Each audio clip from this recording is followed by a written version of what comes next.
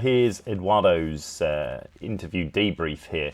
So in this case, he's the first one that we've interviewed that's really got artistic talent. He obviously doesn't tell it himself in the interview, but he's taken life drawing classes and things like this. So evidently he's got a lot more artistic output and desire than most other people, other than maybe Knife. And then he switched over to your basic membership to the self-study one.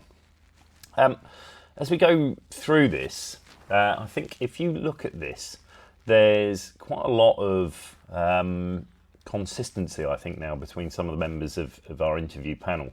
So, I was in a big corporate role and now I've moved, so I've had a big career shift.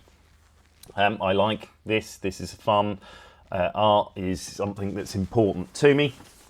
I've seen this. So quite a lot of people who do join this, they've seen this course. So I think if you look at Alex as an example, you look at Kathy as an example, you look at this one. These are people that have been in the work world and they've been communicating and sharing their ideas, and they've seen the value of good visual metaphors. So a lot of the sort of sales stuff in the various different sales pages teaches people about the science and the value of this. You're preaching to the choir here. These guys absolutely understand that. So he describes them very, very inactive on social media.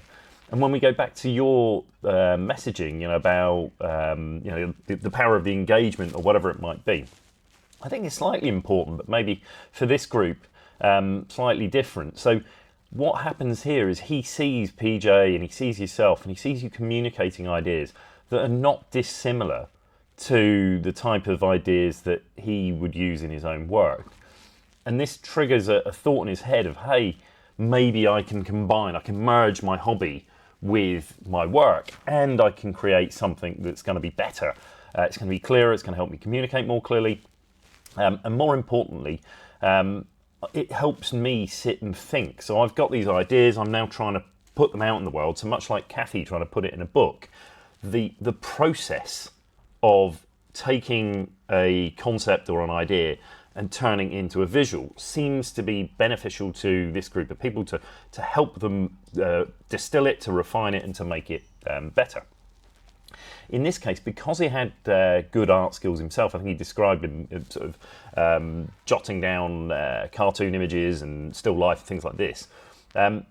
He likes PJ stuff. He may well end up to be a student of PJ's in the future because he's a lifelong learner. But actually, in this case, it was too similar to what he was able to create himself. Whereas actually, what you were creating, it's much simpler. It's a different style. It's sort of distilling the idea down to its sort of most core concept. And so he really wanted to see your thought process. It was less about how to do it. It was more about how do you think about it. So posting on LinkedIn was more about getting feedback on the ideas. And I think we've seen this too. We've seen it quite a few people, actually. Akil might be another one that has this, where actually, they wanted to put it out there. But actually on LinkedIn, I don't think people get feedback on their ideas. They get likes and shares and stuff like that, people liking the post, but they're not critiquing the idea in the same way that your community might and your feedback does. And it's all about distilling that idea. So posting on LinkedIn is a side benefit versus actually what he really wanted to do was to use my art skills to communicate my business ideas, to distill what I'm doing to do my job better. So very similar to Alex. I know that if I can put visuals into my work, it will be clearer, people will understand my concepts more, and it will help me be better at communicating these ideas to others. Another one joined around Christmas time, so there's got to be time to fit it in. I've seen this in other interviews whenever we look at people taking training courses. It's like in the Eisenhower matrix, it's always like important but not urgent, and once people have the time and space, often around Christmas and in the summer in Europe, you'll see quite an uptick in people taking courses, largely because there's less going on at work. People are off on holiday or whatever, and they've got the mental bandwidth to actually take these things. And he's another one here. So he thought about the guided training content, but he just wanted a glimpse at your thought process. He thought, I can add this later. Yeah, I don't know if I'm committed to it yet. So when people are coming in and they're buying the course for the first time, it's I can learn this, but will I really use it? And therefore, I don't really want to spend a load of money and get somebody to one-on-one coach me, because if I don't use it, then I'll feel like a bit of an idiot. So down here, what's going on? So pushes. So again, I've seen the power of visual imagery to communicate complex ideas. I see other creators posting. It's in my niche. I feel like I could do it. I've got a business that's teaching and coaching people. I need more of this stuff. I need clearer, simpler ways to convey my ideas. I like this. This is an enjoyable thing for me to do. And I could couple things I enjoy with work that I enjoy.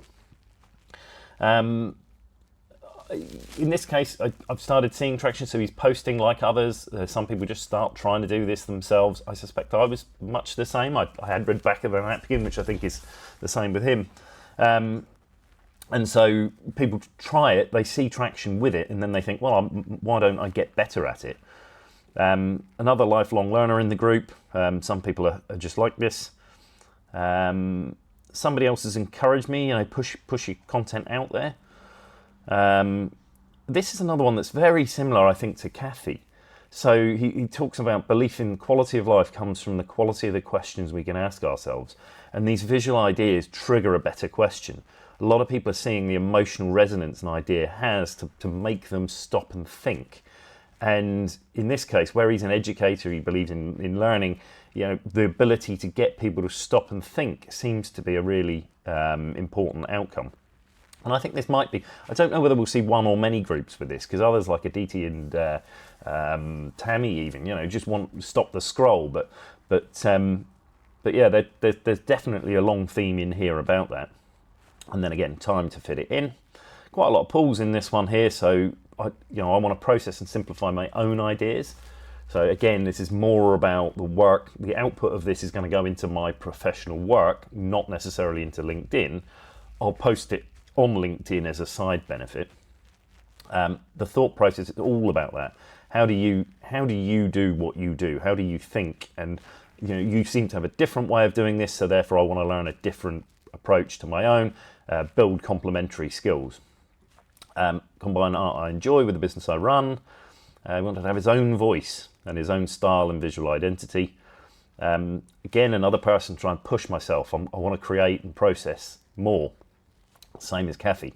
I can create content to use my training and coaching workshops. So some of these are a bit repetitive, but we'll work that out when we start doing the next step, the clustering them. Seeing things from a different angle, again, that's your thought process, but also a bit about seeing his own ideas from a different angle. Let's go for that, images and my own ideas, just to make sure that's clear. Connect passion for work with a hobby for artwork. So, a couple of these are kind of repetitive, but I just want to make sure we capture all of it. Learn somebody else's method, educate people on my content more easily, get access to self-paced learning. So again, this one was, he wanted to fit it in December when he could do it. He could take it in his own time. He didn't have to be there, sort of live class or anything like that. And again, this is when I'm taking a glimpse. I'm putting my toe in the water. I'm moving into this space. I don't yet know if I'm going to do it actively. So, self-paced is better for me. Structured approach and a glimpse into the process, not a deep dive. And then, in this case, he could actually keep creating his own visual posts. I think others who share this probably more written posts. But he was pushing content out. He could do it himself. He's got the art skills. But do I want to learn from PJ? Is this person? Do I already have the skills to do this, or is this something new that I'm acquiring? Do I want to buy it and leave it on the shelf and forget about it? Is it going to be too hard? Is it going to take too much time for me to learn?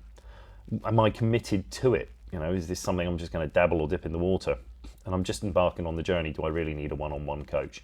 So some of the reasons why you didn't go for your more expensive one. I've got this here. Another person's read the back of a napkin. I suspect it's quite common. But, some of this stuff, I don't know. As we run the groups, we might see this. And I don't know whether you can target ads by somebody's the purchaser of a book or not, but you can certainly start asking the questions and have a better idea. If this is common in one group, not another, it might be a way to sort of trigger people to say, hey, is it time you polished your skills and have you got the time to learn this type thing? So that's that. I don't normally capture people speculating, but he did seem to suggest if he had a book, he'd have bought that over the course. Going back to the conversation we had maybe a few weeks back, I think you said somebody else put a book out and that created his course sales. So yeah, maybe some people just, if you're dipping your toe in the water, you want the cheapest, most accessible self-study option maybe. But again, price not an issue here. This is the cost of a shirt or a pair of shoes. It's easy compared to a few hours of coaching. It's worth it. So nobody's looking at this and thinking it's outrageously overpriced, that's for sure. He's another one that stayed on as a user for the community. So the feedback that you're giving in those sessions is very, very valuable to him. I know you want to keep doing that, but I do think that we should stop and think and say, is there a way for you to get some money out of that? Is there an option where we sell a DIY course and it's got one feedback, from you versus 5 versus 10, rather than doing the in-person feedback sessions that quite a lot of people seem to be a bit put off by. It's almost like, oh, well, I don't know what I'd ask. But they do seem to be drawn into having access to this feedback. And if it's adding value to people, charge for it. So might be an opportunity there. Obviously not for these guys. If they've signed up to it and it's included, then they're going to get it for life. But new sign-ups, certainly we could change the way you're pricing things. And then just a few bits and pieces here about what he liked from it. So hopefully that helps. Got 2 more today, and then I think we'll be wrapping that up. So if you've got any questions, please give me a shout. And otherwise, cheers.